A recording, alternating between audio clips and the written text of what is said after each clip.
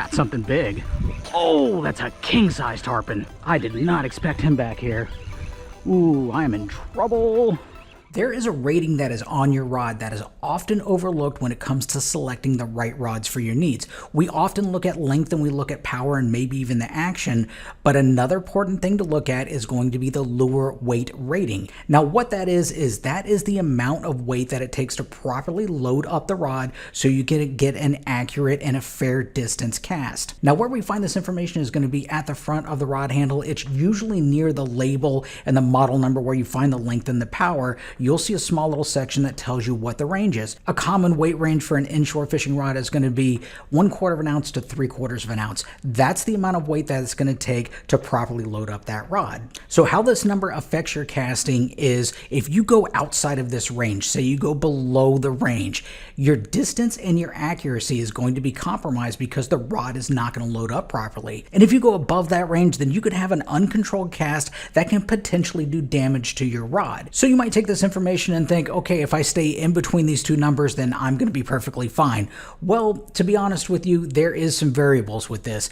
If you go too light, if you go further to the light side, then you are going to compromise your casting distance. And again, if you start going over to the heavier side, then what's going to happen is you might lose control of your lure, especially if it's something that you have to work hard. For instance, like a topwater lure, a big topwater lure that's at the high end of a rod's rating, you might not get the action that you want out of it. So where's the sweet spot? The sweet spot is going to be right there in the middle of that rating. So on a typical rod that we're talking about that has 1/4 of an ounce to 3/4 of an ounce rating, the halfway point is going to be 1/2 of an ounce. And that is going to be the sweet spot. That's going to give you the accuracy that you need, the distance that you need, and the control that you need. Not to say that you can't cast something lighter or heavier, but anything outside of that sweet spot, there's going to be some compromises. Now in the community, we do get some questions that I've seen about casting live bait or cut bait that's heavier than the lure's rating, and can you do that? The short answer is yes, but you need to modify your cast. In a typical artificial lure situation where you're casting light lures a far distance, we like to teach what's called the dart cast. This is a type of cast method that's a quick motion that allows you to load up the rod and make long distance cast with a good degree of accuracy. This is not the type of cast that you're going to do with cut bait or live bait that's rated over the weight of your rod. What you're going to use in that situation is what's called a lob cast. This is a slower motion where you're going to easily load up the rod and slowly bring it forward with just enough momentum to send your bait out there.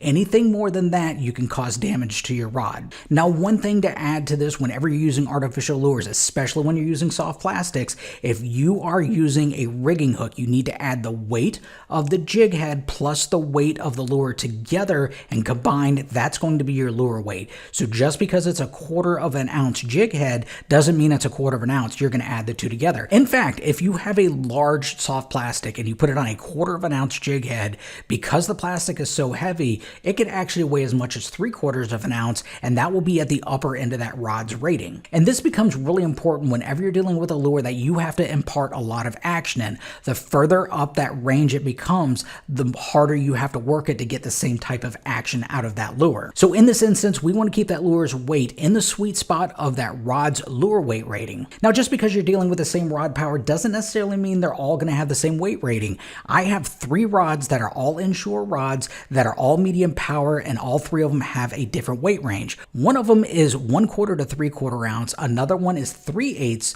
to 3/4 of an ounce, and another one is 1/4 to 1 ounce. So if you're throwing a lighter bait, then the one that's going to have the sweet spot that is lower is going to be the one that's better for that, and vice versa. If you're throwing heavier baits, then you want the one that has the sweet spot to the higher end, and typically what's going to happen is those rods and those baits will pair better together. Now, there will be some instances where you'll want a rod that the lure is at the top end of its weight range, but those are few and far in between, and for the most part, you'll want that halfway point to get to the sweet spot of that rod. So remember, not only is the rod length, power, and action rating important, so is the lure weight rating. And for more information on rod power and rod action, click on this video right here.